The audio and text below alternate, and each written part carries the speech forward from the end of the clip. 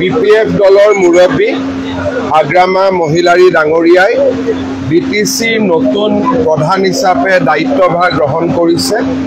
মই ৰাজ্য চৰকাৰৰ হৈ আৰু ভাৰতীয় জনতা পাৰ্টিৰ হৈ তেখেতক অজস্ৰ শুভকামনা জনাইছোঁ।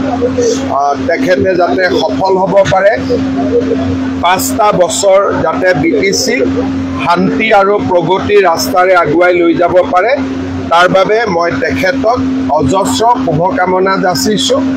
ৰাজ্য চৰকাৰৰ পৰা বিটিচিৰ প্ৰশাসনে যাতে বিটিচিৰ ৰাইজৰ বাবে কাম কৰিব পাৰে, ৰাজ্য চৰকাৰৰ ফালৰ পৰা আমি সম্পূৰ্ণ সহায় আৰু সহযোগিতা আগবঢ়াম।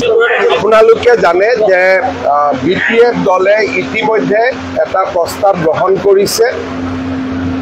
আজি বিটিচিৰ শপত গ্ৰহণ অনুষ্ঠান, সেইবাবে আজি আমি ৰাজনৈতিক কথা বতৰা পতা নাই, কিন্তু অহা দিনবিলাকত ডেফিনেটলি আমি ৰাজনৈতিক কথা বতৰা পাতিম। আৰু মই নাভাবোঁ যে বিপিএফ আৰু বিজেপি দলৰ মাজত সহযোগিতাৰ অভাৱ থাকিব। আমি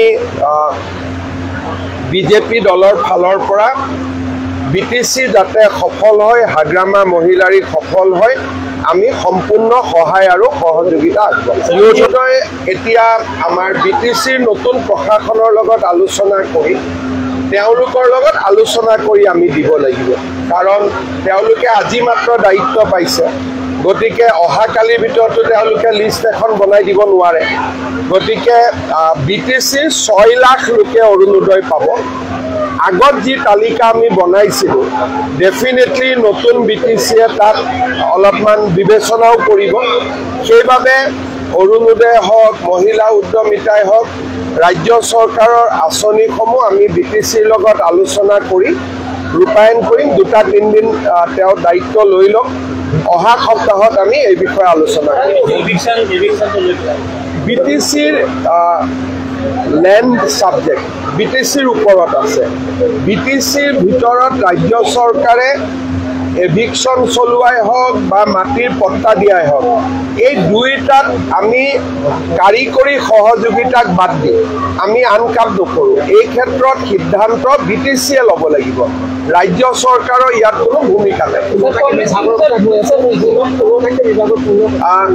16টা বিভাগ ডিচিসকলক কেইটামান বিভাগ চাব দিয়া হৈছিলে। যোৱাকালি আমি ডিচিসকলক আমি অলৰেডি অৰ্ডাৰ দিছোঁ যে এতিয়াৰ পৰা ডিচিসকলে বিটিচিৰ কাম কাজ নাচায়। পিছত বিটিচিৰ নিৰ্বাচনৰ শেষৰ 4 দিন ময়ো লাগিব নোৱাৰিলোঁ, আমি সকলোবোৰ অলপমান দূৰে দূৰে থাকিবলগীয়া হ'ল। গতিকে নিৰ্বাচনৰ শেষৰ কেইদিনৰ পৰ্যালোচনা মই এতিয়ালৈকে কৰিব পৰা নাই, কাৰণ অসমত জুবিন গাৰ্গৰ ঘটনাটোক লৈ ইমান এটা পৰিৱেশ সৃষ্টি হ'ল যে মই এতিয়াও বহি পেলাই কাৰো লগত কথাও পাতিব সময় পোৱা নাই। গতিকে আজি এটা ভাল দিন, লাহে লাহে ইলেকশ্যনৰ বিষয়ে বা আন বিষয়ে আলোচনা কৰি থাকিম।